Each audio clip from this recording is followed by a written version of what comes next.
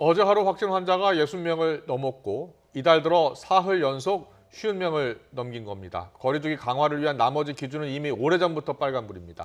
사회적 거리두기의 수준과 환자의 수가 관련이 있다는 연구 결과도 나왔습니다. 관련 내용 유재복 해설위원과 함께 살펴보겠습니다. 어서 오세요. 오십시오. 네. 지난 1일 이제 확진 환자가 51명 나온 뒤에 오늘은 이제 63명까지 늘었습니다. 네. 오늘 발생 상황으로만 보면 사회적 거리두기를 2단계로 높여야 하는 기준을 지금 거의 충족한 거 아닙니까? 사실상은 충족했다고 봐야 됩니다. 네. 그 1단계에서 2단계로 넘어가는 기준이 4가지인데요. 네. 그 중에 하나가 이제 하루 확진 환자입니다. 예. 하루 확진 환자가 50명을 넘어가면 일단 그 2단계로 넘어가는 기준선을 넘었다고 볼 수 있고요. 예. 그다음에 신규 집단 발생 건수 이것도 지금 여전히 이제 10건 이상을 넘어가고 있고요. 예. 그다음에 감염 경로를 알 수 없는 발생이 5% 이상. 그런데 이미 10여 %까지 올라가 있습니다. 네. 그다음에 방역망 내 관리 비율 80% 미만도 오래전부터 깨져 있는 기준입니다. 그렇기 때문에 수치로만 놓고는 2단계로 넘어가야 될 상황인데요. 네. 방역 당국에서 이런 정량적인 기준 말고 이제 정성적인 기준도 살펴봐야 되고요. 네. 또 이게 하루 이틀 50명이 넘었다고 해서 바로 넘어가는 것도 무리가 있기 때문에 예의주시하는 것은 사실인데요.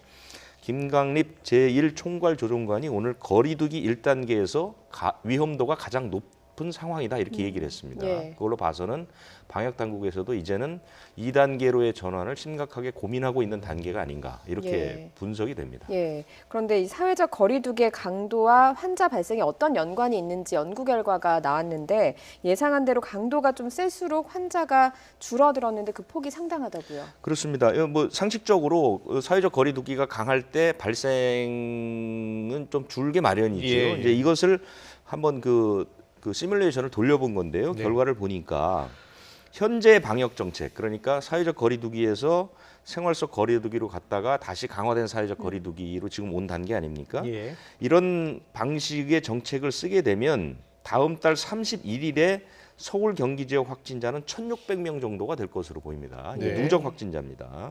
그런데 만약에 4월 24일 이후에 강화된 사회적 거리두기가 지금까지 계속 왔다. 계속 유지되고 있다고 하면 8월 31일에 1,133명으로 30% 정도가 줄 수 있다. 이렇게 이제 나온 것이죠. 예. 그런데 처음부터 생활 속 거리두기로 시작을 했다. 그러니까 강화된 사회적 거리두기로 가지 않았다면 8월 31일에 3,600명까지 환자가 늘어날 수 있다. 예. 이렇게 한 2배 이상을 늘어날 수 있다는 예. 이런 그 시뮬레이션 결과가 나온 것이고요. 예.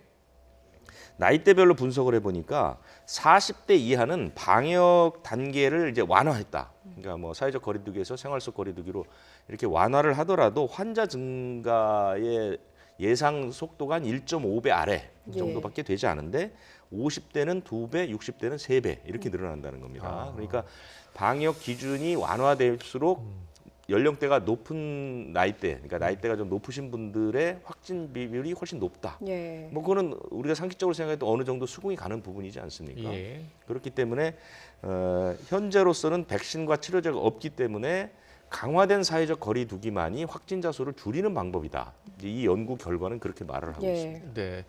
확실히 어르신들이 이 코로나19에 감염에도 좀 취약하신 것 같아요. 그렇습니다. 예. 왜냐하면 아무래도 이제 그 육체적인 문제가 있죠. 아무래도 감염이 쉽게 되거나 또 증상이 크게 악화될 수 있고, 예. 그다음에 이제 그 어르신들은 최근에 그 여러 상황에서 볼 듯이 무슨 방문 판매업소 같은 데를 이제 방문한다거나 예. 또는 무슨 그 증상이 있는데도 불구하고 뭐 소규모 교회 모임 같은 것을 하신다거나 네. 이런 식으로 밀접 접촉할 수 있는 여건들에 많이 이제 그 분포가 돼 있거든요. 네, 네. 그렇기 때문에 그 연령대가 높을수록 감염 확률도 높아지고 사회적 거리두기의 안전 수칙, 그러니까 방역 수칙을 철저하게 지킬 필요가 더 있다라는 그런 네. 얘기가 되는 것입니다. 예. 네. 그리고 오늘 코로나19 주요 뉴스로요. 지금 대구에서 두 자릿수 환자가 나왔어요. 그렇습니다. 예. 거의 한 2달 반 만에 나온 것 같은데요. 코로나 신천지 사태를 겪은 뒤에 대구가 이제 상당 기간 동안은 환자 발생이 크게 없었는데요. 네. 그것도 대구에 있는 연기 학원에서 이제 그 고등학교 3학년 여학생이 확진을 받았는데 그 후로 이제 그 검사를 해보니까 네. 모두 5명, 학생 5명이 추가로 더 걸린 겁니다. 같은 이제 그 연기 학원에서. 예. 그래서 대구에 경명여고가 있고요. 그다음에 성서고, 예담학교, 남산고등학교, 육아초등학교, 초등학생 한 명도 이제 걸려 있거든요. 이런 그 학생들이 지금 감염이 되고 있고 이 학생들과 접촉한 사람들이 또 감염이 돼서 현재 10명이 감염이 돼 있습니다. 그래서 대구에서 상당히 이제 큰 폭의 집단 감염이 일어나게 된 것이고요. 네. 그런데 학교를 검사를 하고 있는데요. 네. 다행히 이제 학교 쪽에서는 추가 환자가 안 나오는 것 같아요. 예. 예. 그것은 좀 그나마 다행으로 보입니다. 예. 예. 방역 당국이 아무래도 학원에서는 아이들이 밀집해서 모이기 때문에 방역 당국 자체에서 학원에서 좀 방역 수칙을 잘 지켜주도록 당부를 했는데 네네. 이 연계 학원에서는 어떻게 됐습니까? 실제로 방역 수칙을 잘 지켰습니까? 그러니까 연기 학원이라는 게 이게 연기 실습이 많겠죠. 아무래도 예, 학원에서 예. 그렇게 되면 마스크를 쓰기가 쉽지 않은 조건인데 실제로 그 역학 조사를 해보니까 거의 마스크를 쓰지 않았다고 합니다. 그 연기 수업 받는 학생들이나 네. 학원 강사들이. 그래서 방역 수칙을 지키지 않은 정황들이 꽤 많이 있었다 이런 네. 얘기가 있고 또 예. 하나는 이 확진된 수강생 가운데 2명은 지난달 22일쯤에 코로나19 의심 증상이 있었는데 그 선별 진료소를 가지 않고 그냥 일반 그 의료기관에 가서 진료만 받고 치료를 받았다는 것이죠. 예. 그러니까 그때 의심 증상이 있을 때 만약에 검사를 받았다면 이런 집단 감염을 피할 수도 있지 않았을까 이런 면에서 볼 때 역시 방역 수칙을 제대로 지키는 것이 뭐 초기에 한두 명 환자가 나오는 건 어쩔 수 없다 하더라도 이것이 전파되거나 N차 감염을 막는 데 가장 중요한 요인이 되지 않나 이런 생각이 듭니다. 네. 얼마 전까지만 하더라도 수도권을 중심으로 환자가 계속 나왔고요. 수도권을 잘 지켜내면 고비를 넘길 수 있다고 했는데 대전에서 발생했고 네. 광주에서 그리고 이번엔 대구에서 그렇습니다. 그러니까 그동안 잘 나오지 않았던 지역에서 이 두 자릿수로 나오기 시작해서 걱정이에요. 그렇습니다. 그때 그러니까 불과 뭐 한 달 전쯤입니다. 수도권에 있는 그 집단 감염을 막으면 이제 그 5월 초쯤에 예. 하루 확진자가 뭐 5명 미만인 그 시절로 돌아갈 수 있다는 희망 섞인 뭐 얘기들도 있었고 예. 이제 지방 확산을 막는 것이 관건이다 얘기를 했는데 사실은 그 지방 확산을 막는데 실패한 것을 보면 됩니다. 지금은 네. 이제 그렇게 판단할 수밖에 없고요. 예. 실제로 지난달 3일 그러니까 한 달 전에 비수도권 확진 환자 비중이 3.6%밖에 되지 않았습니다. 네. 그러니까 거의 비수도권에는 없었다는 수도권의 환자들이 거의 모여 있었다는 건데 지난달 24일부터 30일까지는 30%까지 올라갔고요. 예. 뭐 이번 주는 50%가 훌쩍 넘어갔죠. 아. 그러니까 절반 이상이 비수도권에서 나오는 것이고 서울 경기 지역에도 뭐 확진 환자들이 나오고는 있으나 그것이 어떤 그 집단 클러스터의 모양을 이제 갖고 있지는 않거든요. 예. 그런데 지방은 이미 하나의 고리를 연결해서 지금 뭐 5, 6차 감염까지 쭉쭉 퍼져가는 그런 모양새거든요. 그래서 상당히 이제 걱정스러운 부분들이 있습니다. 예. 정세균 국무총리가 오늘 광주를 찾았습니다. 방역 수칙 준수를 거듭 당부했는데요. 발언 내용 들어보시고 이야기 좀 더 나눠보겠습니다. 광주에서의 확진 사례를 보면 방문 판매업체, 종교시설, 병원, 요양시설 등 밀접 접촉이 잦은 취약시설에서 발생하여 다양한 감염 경로를 통해 확산되고 있습니다. 대부분 마스크 착용, 거리 두기 등 개인 방역 수칙을 지키지 않은 데서 비롯됐습니다. 방역에 취약한 시설 방문을 자제해 주시고 개인 방역 수칙을 철저히 지켜주시길 당부드립니다. 네, 오늘 광주에서 이제 방역 회의를 가졌어요. 그만큼 광주의 상황이 심각하다는 것을 보여준 건데요. 네. 지금 광주 상황이 어떻습니까? 어제는 2명 나와서 좀 안정을 찾는 겁니까? 어떻습니까? 광주는 이제 다행인 것은 광주에서 이 확진자들이 나온 곳을 이제 전수 검사를 하게 되면 네. 그렇게 확진자가 추가되고 있지는 않습니다. 아, 그래서 아마 숫자는 조금 줄어드는 것 같은데 역시 뭐 안심할 단계는 아니고요. 예, 예. 왜냐하면 이미 지금 그 광륵사라는 사찰에서 시작된 그 감염이 이제 6차, 5차, 6차까지 감염이 예. 되고 있거든요. 예. 이 감염자들이 또 자신의 속한 집단에서 또 감염을 일으키는 그런 상황인데 예를 들어서 학교라든가 뭐 이런 식으로 이제 많은 사람들을 검사했을 때 집단으로 감염되는 사례는 없습니다. 그래서 네. 숫자가 뭐 조금 줄 수도 있고 늘 수도 있는데 문제는 이것이 호남 지역, 그러니까 광주를 벗어난 지역에서 확진자들이 나오기 시작하고 있습니다. 아, 예. 그래서 이제 만약 그쪽으로 퍼지게 되면 전남이나 어. 이쪽으로 다 퍼질 수가 있거든요. 예. 그렇게 되면 사실은 대전의 그 방판업체부터 시작된 감염이 충남 쪽으로 번지고 네. 세종, 충북까지 번진 그 사례가 있지 않습니까? 예. 그렇기 때문에 만약에 그런 감염 경로를 다시 보인다면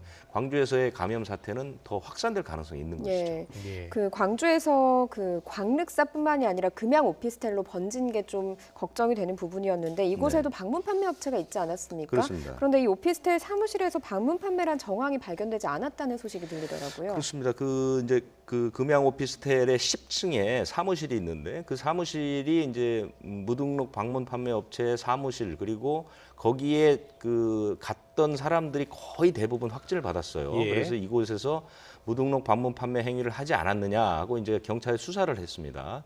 경찰의 수사는 두 가지인데요. 바로 이 하나는 무등록 방문 판매 업체 행위를 했느냐, 그리고 이제 신고가 들어온 것처럼 밤에 도박장으로 활용됐느냐 예. 이 두 가지를 이제 수사를 했는데 그 중에 첫 번째 그 사무실에서 방문 판매 행위가 벌어지지는 않은 것으로 보인다. 이렇게 예. 이제 예. 결론은 났는데 네. 문제는 뭐냐면 이 사람들이 조직적으로 사무실에서 방문 판매를 하지는 않았지만 네. 개별 방문에 그 판매의 그 수법을 썼다. 아, 그러니까 예. 모든 사람들이 왜냐하면 이 사람들이 지금 두 가지의 문제점을 갖고 있는데 하나는 뭐냐면 이 사람들이 입을 다물고 있습니다.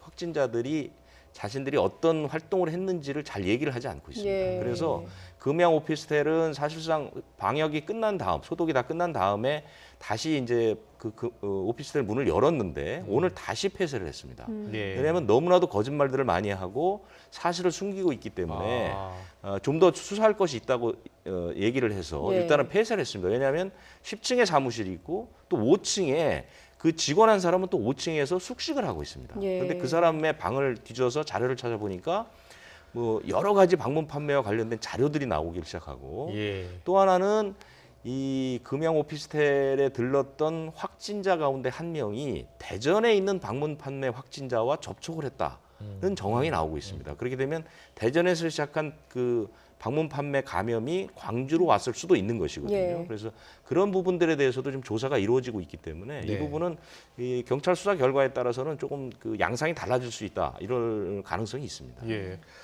거짓말을 하면 안 되는데 네. 솔직하게 동선을 밝혀 주셔야지 빠르게 이 추적 작업을 할 수가 있습니다. 그런데 지금 광주도 그렇고요. 특히 이 대전 또 이 대구까지 확산하면서 이 병상 부족 이야기가 나오고 있습니다. 네. 중증 환자 병상 가동률이 이미 100%라는 발표가 있던데요. 어떤 얘기입니까? 그러니까 한때는 대전이 이제 병상이 조금 부족할 수도 있다라는 그 얘기들이 나와서 네. 이제 대책을 마련했었는데 사실은 이제 대전 충남 쪽은 거의 감염세가 이제 멈췄거든요. 네. 실제로 감염자 수도 오늘 보면은 대전이 4명, 충남이 1명 이 정도가 되기 때문에 네. 대전 충남의 병상 문제는 어느 정도 큰 문제는 없을 것 같은데 문제는 광주입니다. 야. 광주는 워낙에 병상 자체가 적고요. 예. 그러니까 격리 병상이 64개밖에 없어요. 병상 자체가 적고요. 예.